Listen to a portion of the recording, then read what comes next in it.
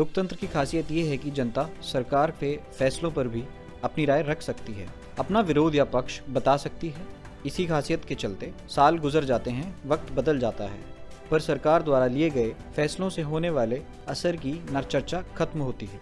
गलत फैसलों से होने वाली सरकार की फजीहत कम नहीं होती और इसका सबसे ज्वलंत उदाहरण है डिमोनेटाइजेशन यानी नोटबंदी से होने वाला नफा नुकसान।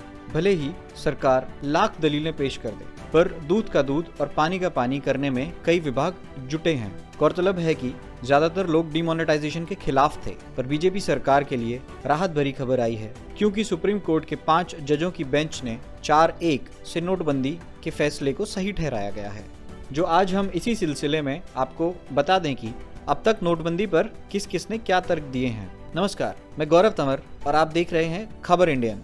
हाल ही में सुप्रीम कोर्ट ने नोटबंदी के खिलाफ दायर 58 याचिकाओं पर अपना फैसला सुनाया है। याचिकाकर्ताओं ने इस फैसले से जुड़े अलग अलग पहलुओं को सुप्रीम कोर्ट में चुनौती दी थी। आज तक की रिपोर्ट के मुताबिक सुप्रीम कोर्ट के जस्टिस एस नजीर की अध्यक्षता वाली 5 जजों की पीठ ने अपने फैसले में नोटबंदी के फैसले को सही बताया है, पर सभी जजों ने नहीं। जस्टिस नगरत्ता ने अपने फैसले में नोटबंदी को गैर कानूनी बताया है। हालांकि जस्टिस एस नजीर की पीठ ने किन वजहों से याचिकाकर्ताओं की दलीलों को खारिज किया और किस आधार पर नोटबंदी के फैसले को सही ठहराया है, ये जानना अहम है। पर आगे बढ़ने से पहले जानते हैं कि नोटबंदी का फैसला आखिर था क्या। आपको याद होगा 8 नवंबर 2016 को प्रधानमंत्री नरेंद्र मोदी ने नोटबंदी का ऐलान किया था। इसके तहत 500 और 1000 रुपए के पुराने नोटों को चलन से बाहर कर दिया था, यानी अब इन नोटों से आप कोई भी खरीदारी या लेन देन नहीं कर सकते। इसके बदले में 500 के नए नोट जारी किए गए थे, जबकि 1000 का नोट बंद ही हो गया और इसकी जगह 2000 का नोट आया। तो अब जान लें कि नोटबंदी को सही क्यों कहा गया। बहुमत वाला फैसला पढ़ते हुए जस्टिस गवई ने कहा, नोटबंदी कालाबाजारी और ट्रेडर फीडिंग जैसे अपराधों पर लगाम लगाने के लिए हुई थी और अब ये मैटर नहीं करता कि वो उद्देश्य पूरा हुआ या नहीं। उनका कहना है कि ये नहीं कहा जा सकता कि पुराने नोट बदलने के लिए मिले 52 दिन सही नहीं थे, पर किसी भी फैसले को इसलिए गलत नहीं ठहराया जा सकता क्योंकि वो सरकार ने लिया था। रिकॉर्ड देखने से पता चलता है कि नोटबंदी से पहले आरबीआई और केंद्र सरकार के बीच 6 महीने तक बातचीत हुई थी। आरबीआई एक्ट धारा 26(2) केंद्र सरकार को यह हक देती है कि वो किसी भी सीरीज के नोट को डिमोनेटाइज कर सकती है। सरकार चाहे तो सभी सीरीज के नोट को डिमोनेटाइज कर सकती है। सुप्रीम कोर्ट ने कहा कि संविधान और आरबीआई एक्ट ने केंद्र सरकार को नोटबंदी का अधिकार दिया है, उसका इस्तेमाल करने से कोई नहीं रोक सकता। अब तक 2 बार नोटबंदी यानी डिमोनेटाइजेशन के इस अधिकार का इस्तेमाल हुआ था और ये तीसरा मौका था। आरबीआई अकेले नोटबंदी का फैसला नहीं कर सकता। ये तो रहा सही ठहराने वाला पॉइंट।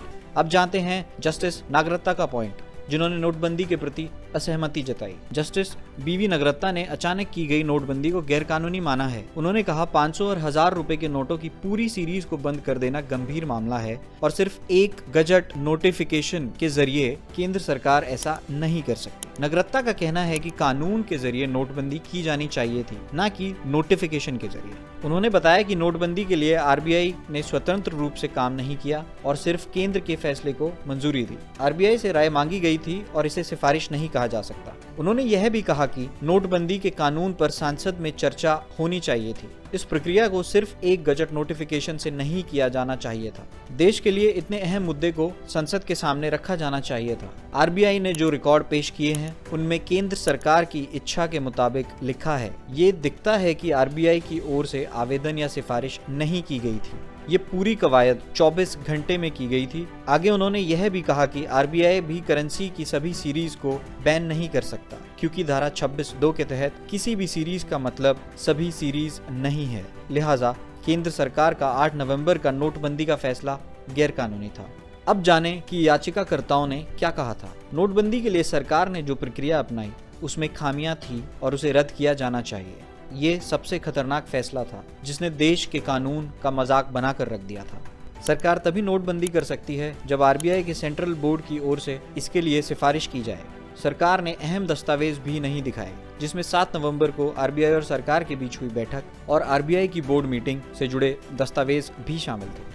अब आखिर में आपको बता दें कि नोटबंदी के फैसले के लिए केंद्र सरकार ने क्या तर्क दिए। अपने बचाव में केंद्र सरकार ने कहा कि जाली नोटों, बेहिसाब संपत्ति और ट्रेडर फीडिंग जैसे गतिविधियों को रोकने के लिए नोटबंदी जरूरी थी। नोटबंदी को बाकी दूसरे आर्थिक नीतिगत उपायों से अलग करके नहीं देखा जाना चाहिए और इसकी जांच नहीं की जानी चाहिए। आगे यह भी कहा कि अर्थव्यवस्था को हुए फायदे और एक बार लोगों को हुई कठिनाई की तुलना नहीं की जा सकती। नोटबंदी ने जाली नोटों को सिस्टम से काफी हद तक बाहर किया है। इसके साथ ही डिजिटल इकोनॉमी को बढ़ावा दिया है। अब जानें आरबीआई का बयान। सुप्रीम कोर्ट में आरबीआई ने कहा कि केंद्र को सिफारिश करने के लिए आरबीआई एक्ट के तहत प्रक्रिया का पालन किया गया था। आरबीआई के केंद्रीय बोर्ड की मीटिंग में निर्धारित कोरम का पालन किया था, जिसने केंद्र को नोटबंदी की सिफारिश करने का फैसला लिया था। आरबीआई ने यह भी कहा कि लोगों को मौका दिया गया था, लोग आसानी से अपने पैसे बदल सकें। इसके लिए व्यापक व्यवस्था बनाई गई थी। नोटबंदी के बारे में आपकी क्या राय है? कमेंट करके हमें जरूर बताएं।